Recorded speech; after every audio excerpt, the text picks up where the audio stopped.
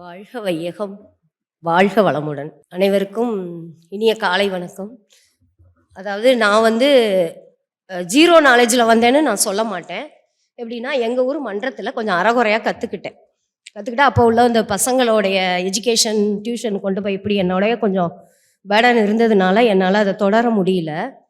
ஆனால் வந்து இந்த கொரோனா டைமில் கொஞ்சம் பக்கத்துல எல்லாம் கேட்டுட்டு என்னோடய ஃப்ரெண்டு வந்து சொன்னாங்க, எனக்கு நிறைய உபத்திரவங்கள், கால் வலி, இடுப்பு வலி இந்த மாதிரி இருக்கும் பொழுது இந்த பயிற்சி செய்யுங்க, வேதாத்திரியத்துக்கு போங்க அப்படின்னாங்க. அண்ணன் 15-20 வருஷத்துக்கு முன்னாடி ஷோல்டர் பெயின் சொல்லிட்டு வந்துட்டு பிள்ளைங்களையெல்லாம் அழைச்சிட்டு போ, நீயும் போய் ஸ்பீச் எல்லாம் கேளுப்பா அப்படின்னாங்க. அப்போல்லாம் ஏறவே இல்லைங்க. அதாவது என்ன நடந்தது அப்படின்னா, எங்கள் வீட்டுக்காரர் ஒரு தனியார் கம்பெனியில் வேலை பார்த்தாரு. நல்ல உத்தியோகத்தில் இருந்தார். கை நிறைய சம்பளம், நல்ல லைஃப் ஸ்டைலில் இருந்தோம், காரு, வீடு, பங்களான். ஆனால் வந்து ஒரு குறிப்பிட்ட காலகட்டத்தில் எல்லாமே ஸ்டாப் ஆயிடுச்சு. லைஃப் அப்படியே பரட்டி போட்டுருச்சு. என்ன பண்ணுறது ஏது பண்ணுறதுன்னு ஒன்றுமே புரியல. அப்படியே ஓட்டினோம்.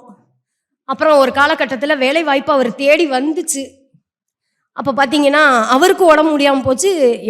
என்னாலையும் அவரை என்கரேஜ் பண்ணி சரிப்படுத்த முடியாத நிலைமையில் 2 பேருமே ஆயிட்டோம். அப்படிங்கிறப்போ திரும்ப நான் ஒரு முடிவு எடுத்தேன். மன்றத்துக்கு போனோம். 2 பேருமே எங்கள் அருகில் உள்ள மன்றத்துக்கு போனோம். அப்போ எங்கள் வீட்டில் சொன்னாங்க, நீ வா நம்ம ஆழியார் போவோம், 2 பேருமே போவோம் அப்படின்னாங்க. அவருக்காக தாங்க வந்தேன் நான். என்ன சொல்கிறது, நம்ம வந்து கை புண்ணுக்கு கண்ணாடி எதுக்குன்னு சொல்லுவாங்க. அது மாதிரி நமக்கு கண்ணு முன்னாடி நல்லா தெரியுது. ஒரு லைஃபோட ஹோல் பேக்கேஜஸ் பார்த்தீங்கன்னா, நீங்கள் எவ்வளோ எஜுகேஷன் காலேஜிலலாம் நீங்கள் போய் படிச்சிருப்பீங்க, நிறைய படிச்சிருப்பீங்க. எல்லாம் பணம் சம்பாதிக்க தான் சொல்லி தருவாங்க. உடல் நலத்தை, உயிர் வளத்தை, பிரத்தியார்கிட்ட எப்படி பேசுறது, நடந்துக்கிறது எதுவுமே நமக்கு யாரும் சொல்லித்தர மாட்டாங்க. சொல்லி தந்தாலும் நம்ம ஏற்றுக்க மாட்டோம். இந்த மாதிரி ஒரு ஆசிரியர்கள், இந்த மாதிரி ஒரு அமைதியான சூழ்நிலை, இயற்கையில் ஆழியார் மாதிரி ஒரு அருமையான ஒரு எப்படி சொல்கிறது, இந்த கொள்ளை அழகை பார்த்தோன்னே நமக்கு பீஸ் ஆகுது. நம்ம ஐயா பாருங்க, நம்மெல்லாம் வந்து அவருடைய குழந்தைகளா எவ்வளோ பிளான் பண்ணியிருக்காரு. எதிர்காலத்தில் எல்லாரும் வந்து அமைதியாக இங்கே தங்கி இருந்து இந்த பயிற்சி எடுத்துட்டு, என்ன ஒரு அட்வைஸ் அப்படின்னா, இந்த பயிற்சியை எடுத்துட்டு இதோட விட்டுறாதீங்க. திரும்ப திரும்ப திரும்ப திரும்ப பயிற்சி எடுங்க. காயக்கல்ப பயிற்சி, எல்லா பயிற்சியும் எடுங்க. ஆசிரியர்கள்லாம் இந்த மாதிரி ஒரு ஃபேக்கல்ட்டிஸ்லாம் நீங்கள் எவ்வளோ, எங்கள் பையன் எம்பிஏ படிக்கிறாப்புல, ஒரு கிளாஸ் நடத்துறதுக்கு 1 லட்ச ரூபா கலெக்ஷன் பண்ணுறாங்க வெளியூர்லேருந்து வந்து.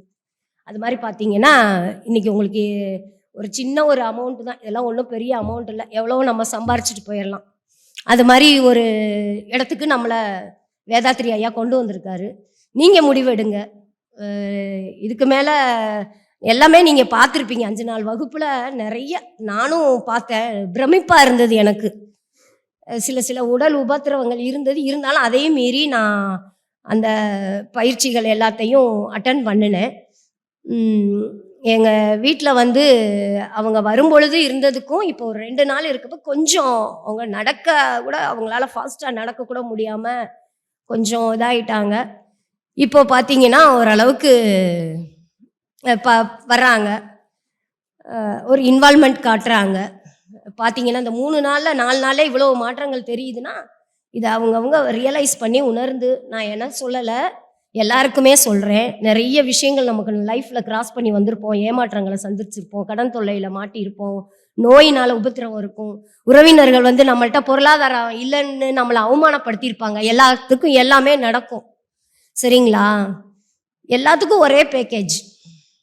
யாராவது உங்ககிட்ட கஷ்டம் சொன்னாங்கன்னா, ஆழியார் அறிவு திருக்கோயில் போயிட்டு வாங்கம்மான்னு அவங்களுக்கு ரெக்கமெண்ட் பண்ணுங்க. வாழ்க வளம், வாழ்க வையகம். குரு வாழ்க, குருவே துணை.